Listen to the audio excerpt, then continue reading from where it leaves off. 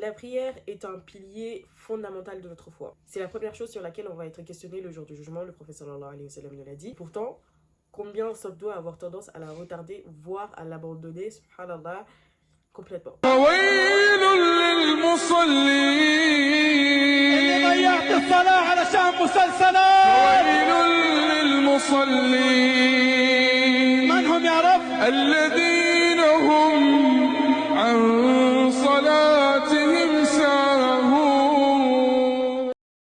Assalamu alaikum wa rahmatullah. Aujourd'hui, j'ai envie qu'on parle de la prière. Parce que c'est la chose qu'on a le plus tendance à négliger, voire à abandonner, qu'Allah nous pardonne. Il faut savoir qu'on a un ennemi déclaré. Son seul objectif, faire tout son possible pour nous emmener avec lui en bas. Aujourd'hui, en fait, ce que je veux vous dire, c'est pas juste l'importance de prier, mais c'est l'importance de prier à l'heure.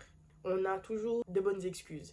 Ah, mais je travaille, je vais à l'école, etc., etc. Le shaitan, notre ennemi déclaré, tous les moyens sont bons pour nous écarter de ce pilier-là. Parce que c'est la chose qui, si elle est bonne, si elle est bien faite, tout le reste va suivre. Bi'idhnillah. Logiquement, je sais que ça c'est le pilier. Je sais que là, si tu fais ça, tout le reste est bon. Je sais que comme ça, tu vas te rapprocher d'Allah et tu vas aller au paradis. Moi, qui suis là et que je veux juste que tu me suives en enfer, je sais que ma vie elle est foutue et que mon objectif c'est de t'emmener avec moi. Je vais faire quoi? C'est la première chose sur laquelle je vais m'attaquer à toi. En fait, j'ai trouvé les moyens de t'empêcher de faire ça. Et ça passe par quoi? Par la paresse, par le fait d'avoir constamment une chose à faire, distraction, etc. Soit, je vais te dire, ah mais là tu travailles, t'as pas le temps. Ah mais là tu dois aller à l'école, t'as pas le temps. Tu es à l'école, tu vas quand même pas prier au milieu des gens. Regarde ce que tel a publié sur internet.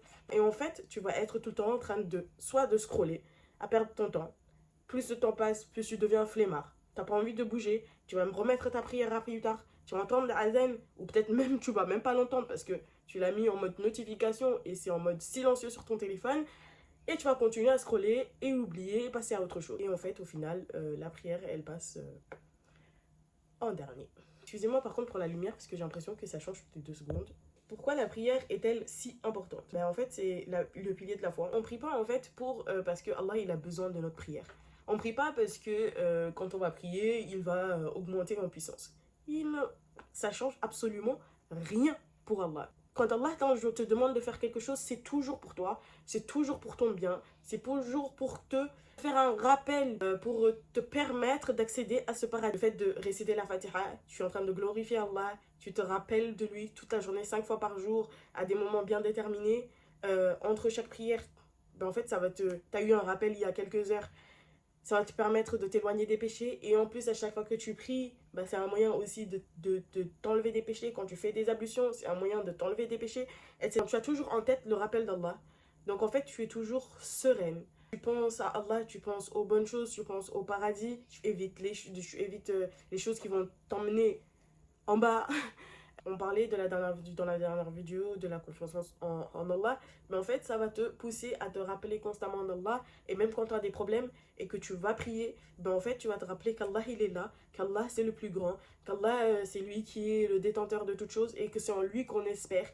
En fait ça va juste te faire un rappel en plus et tu vas passer à autre chose et tu vas être plus allégé et tu vas passer ta journée dans de meilleures conditions en fait. Retarder la prière, c'est donner priorité à autre chose. Allah, il t'a prescrit des prières à des heures bien déterminées. Et au moment où il y a l'appel, ou au moment où on te dit, ah, c'est le temps de prier, tu vas dire, ouais, je vais le faire, mais plus tard. Ça veut dire quoi, tout simplement?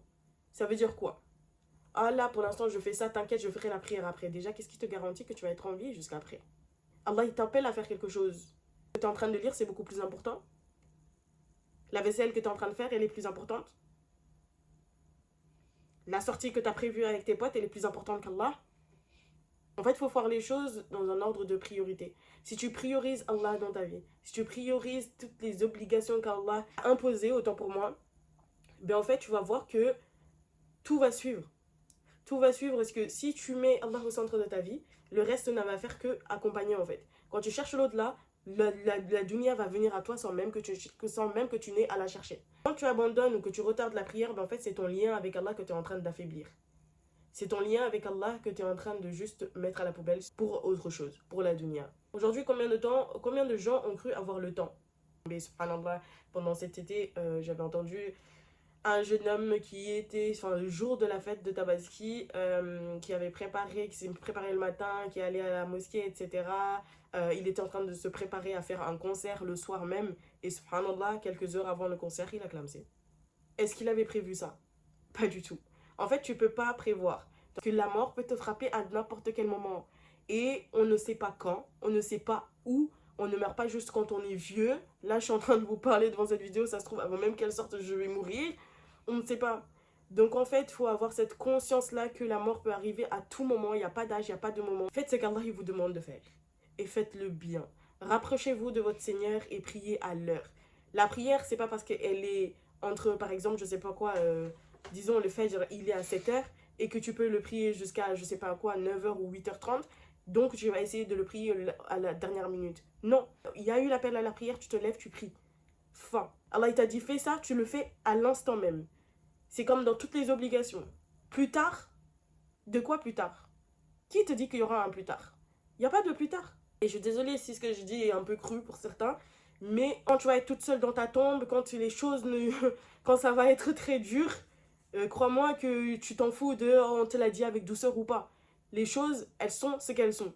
Il y a des rappels, bien évidemment, qu'on va faire avec douceur, mais il y a des rappels où on a besoin de rigueur pour les ancrer dans notre quotidien. Et je sais que ça, c'est un rappel que vous avez entendu 10 000 fois, mais prier, mais etc., etc. Et c'est sérieux, en fait, les gars. Vous pouvez mourir à n'importe quel moment. Allah doit être au centre de vos vies. Allah doit être la priorité sur toute chose. T'as entendu l'heure de la prière? C'est l'heure de prier. Lève-toi et prie. T'es au travail, tu cherches un travail.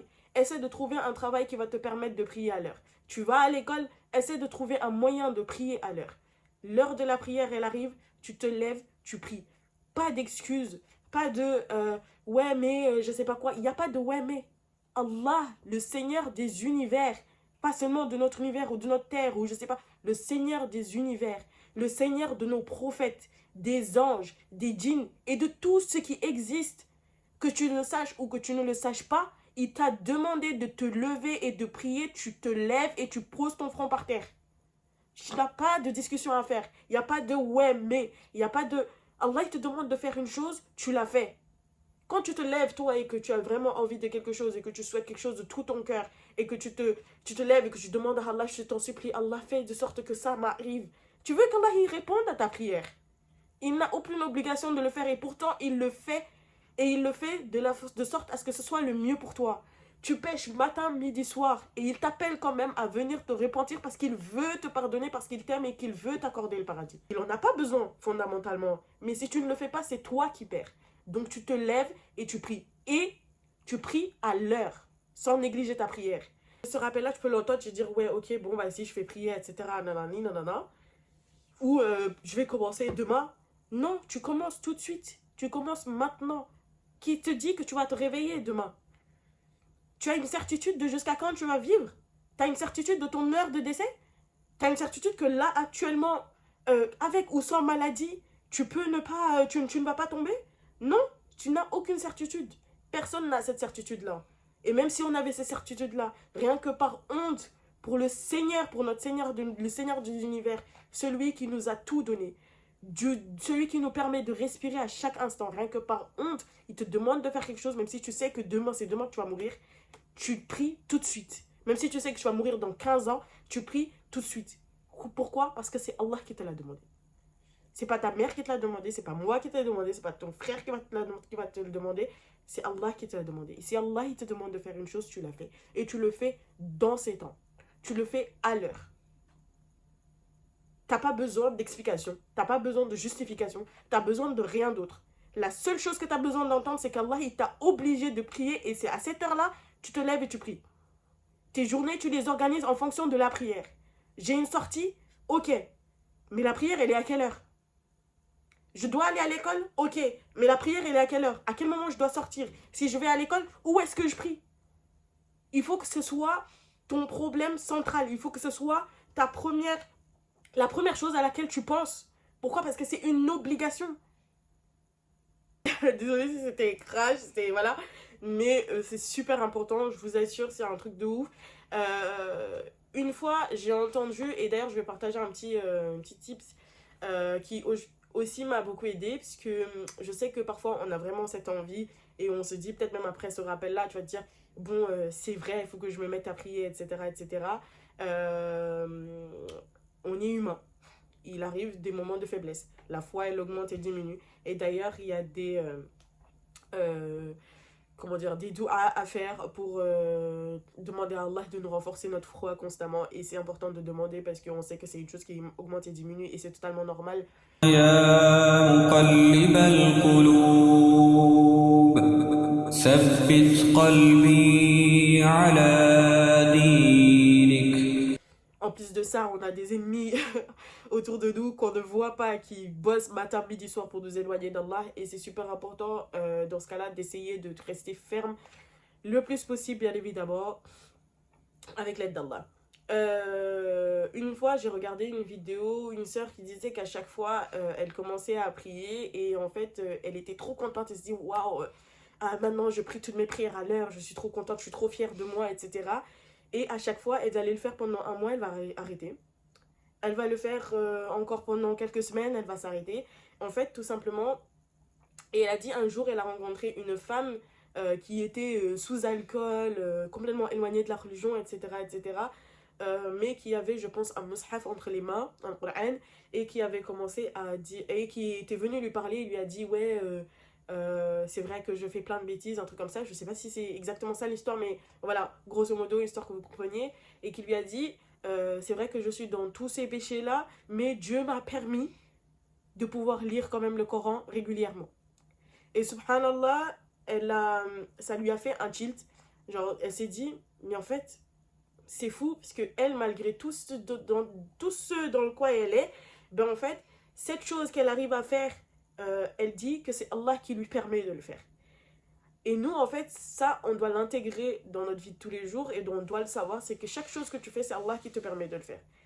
Donc, quand elle a commencé à voir les choses de cette façon-là, c'est que je prie pas parce que je suis trop forte ou parce que je me suis mise à prier ou parce que je suis constante ou parce que ci ou parce que ça.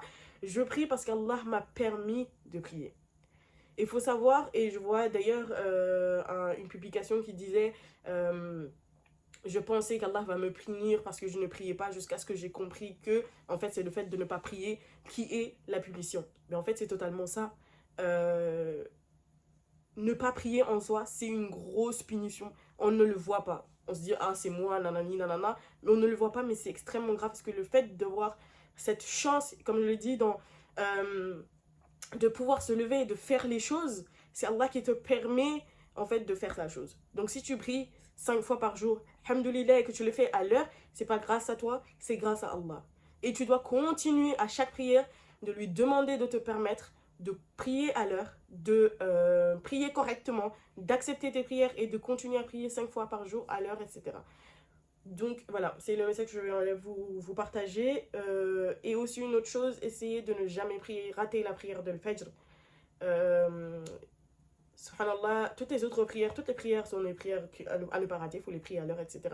Mais le Fajr a une douceur particulière, c'est le moment où tout est noir. Il fait encore nuit, il n'y a que vous et Allah, il n'y a pas de bruit, il n'y a rien. Et en fait, le fait de se lever, même un peu avant Fajr, vous vous levez et vous priez, vous demandez à Allah de vous guider, vous demandez à Allah de vous pardonner, vous demandez à Allah de vous permettre de faire correctement vos obligations et de vous permettre d'avoir le cœur à faire aussi des surérogatoires. Et vous verrez que ça va déjà... Le sentiment, il est juste incroyable.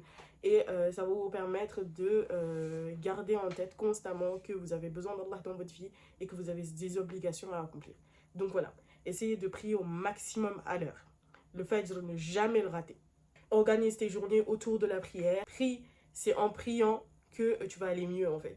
T'attends pas en fait de ne plus être malade pour prendre des médicaments. Tu prends les médicaments pendant que tu es malade pour aller mieux. Et pour la prière, c'est la même chose. C'est pas parce que tu es dans les péchés, c'est pas parce que ça va pas, c'est pas parce que ta foi elle a baissé que tu dois arrêter de prier et attendre d'aller mieux pour prier. Non, tu pries parce que tu en as justement besoin pour aller mieux. Et voilà, j'espère que cette vidéo vous aura servi. N'hésitez pas à la partager à des gens que vous pensez en ont besoin. Vous avez besoin de conseils, vous avez besoin de motivation, peu importe. Vous avez besoin d'échanger avec quelqu'un. je suis là. C'est toujours plus facile de parler avec quelqu'un qu'on ne connaît pas que quelqu'un de très proche. Donc n'hésitez pas, c'est avec un grand plaisir que j'échangerai avec vous. Et à très bientôt, Inch'Allah, pour une autre vidéo. Wassalamu alaikum wa rahmatullah.